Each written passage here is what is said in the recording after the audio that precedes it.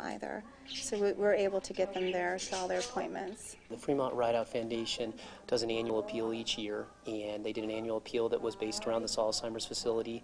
They gave us $625,000 for the construction of this building. They also enabled us to buy a paratransit van, which was a $36,000 donation.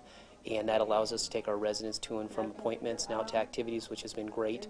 So the Fremont Rideout Foundation over off of Plymouth Street has been a huge benefit for this facility, and they continue to sponsor more and more programs through their annual appeal and private funding donations from community individuals. So citizens can write a check to the foundation and send it to the hospital, and they'll get it. Absolutely. Care of the Fremont Rideout Foundation, absolutely, and it goes toward community programs that benefit our community. Excellent. One of the things that we designed in the facility was we designed multiple themes so that individuals would know where they were going, and we have 3 distinct themes in the facility.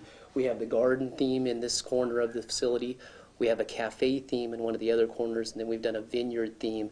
And what that allows is for residents to know where their rooms are. It kind of gives them an idea of which direction they're going so they don't get lost. Because we've designed this facility in a circle because a lot of our residents like to go ahead and ambulate or walk throughout the facility, and this way they're not having to run into a corner. They can actually continue to walk, and they get an idea where their rooms are by the different themes throughout the building, which is great, and we found that to be very advantageous to the residents. Well, let's move on then. You bet. That'd be great.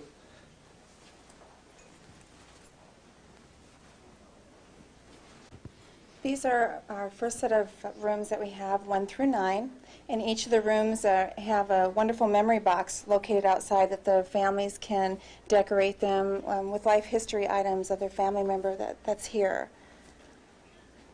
Well, they're very interesting. You have different, I see the family pictures and different objects that may have accumulated over time. And Yes. so you have about 20 resident rooms here? Yes, we do. And are we walking down the next section? Is that where we are right now? Yes, this is the last section, and we can take a look at room 20 that's available. One of the nice things also about each of the room is outside there's a nameplate where we can put their name and a picture to remind them also that that's their room. Right here. Well, the room is beautiful. You have really nice furniture in here, and so tell me how that's set up.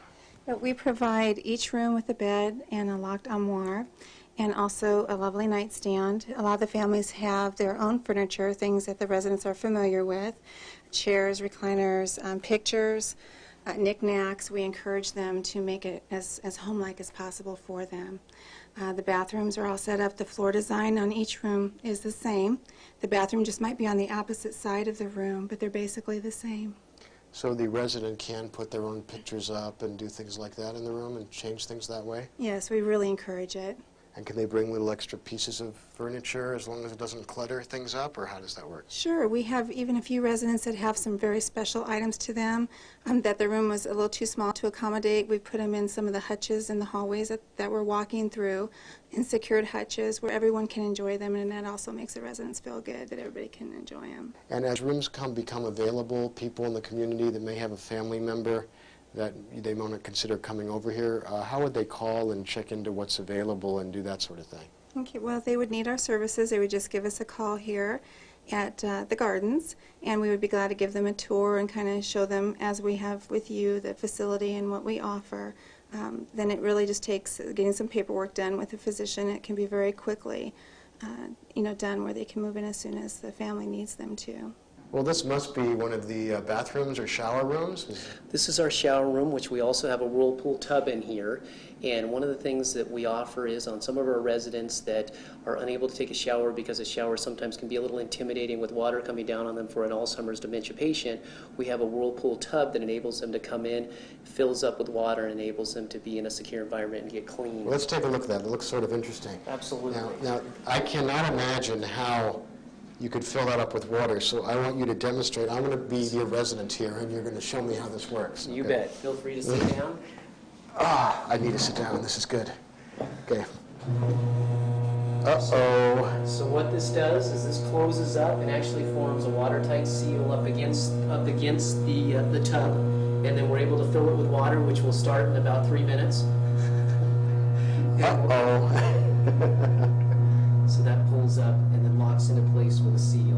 And we spent a lot of time looking at different whirlpool tubs to make sure that one of the things that we wanted to do was enable the tub to be as easy to get in and out of as possible. And a lot of them you have to lift the residents up and into. We didn't want that. We wanted where they could sit down, slide into, and be able to seal it up and make it as easy as possible. I had no idea that there was any technology even like that, because I bet there are people that aren't in this facility, but others that could benefit with this type of technology. This is nice. We have learned in the fountains where we have older tubs that we have to rise up and raise people into and drop them down, how much of a worry it is for the residents to be in that type of state.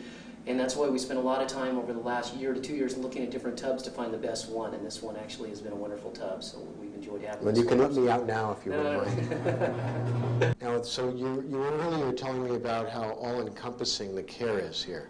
We have what the courtyard and the gardens offer is they offer all services. So the services include in this facility, they include cable television, they include all your laundry services, include all your meal services, they include all your activities of daily living services, and transportation services. The only thing we do not include in the cost of service here is the telephone service, which in this facility most of our residents don't have a telephone in-house. So the resident's family comes in and visits them on a regular basis versus talking to them on the telephone. So everything else is included. Medication supervision is included as well. We have a pharmacy that we organize to bring in medications, and then it's up to the individuals to go ahead and work that out with their insurance companies, but we provide the medication supervision in passing that medication out to the residents. We offer that service for them at no additional charge.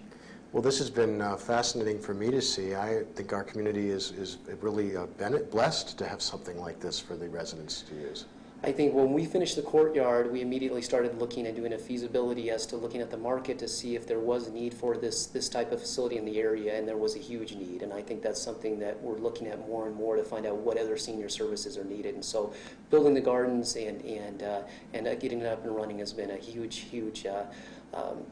to me, an advantageous event for this facility and for the community. Absolutely. Well, thank you for letting the Medical Explorer come over and check it out today. Thank you for coming over. We appreciate Pleasure. it.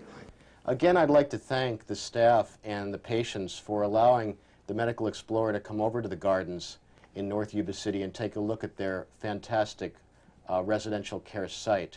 If you have questions about the gardens, they welcome phone calls, and I encourage you to call the gardens. If you can't find their number, you can call Fremont Hospital and they'll give it to you as well. That's the Gardens Alzheimer's Disease and Dementia Care in North Yuba City. Well, that's our program for tonight.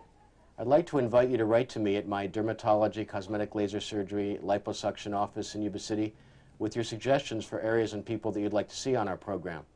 I'm always interested in hearing from you, and I hope that you'll suggest to your medical doctor or other healthcare professional that you'd like to see them here with me on the Medical Explorer. As you know, we are a public service program, and I really do want to hear from you with your comments and suggestions. Please write to me here at the Advanced Dermatology and Laser Center of Northern California at 350 Del Norte Avenue, Yuba City, 95991. Or, of course, you can check out our new updated webpage with your computer on the internet at www.bestlasers.com. That's bestlasers.com, and check out our site. It's been improved and it's got all kinds of movable things. It's worth taking a look. In my next program, The Medical Explorer will take you behind the scenes of more interesting frontiers of medical care practices in the Yuba City, Marysville, and other Northern California areas. For all of us here at The Medical Explorer, I'm Dr. Robert Peppercorn. Thank you for joining us tonight, and have a great evening.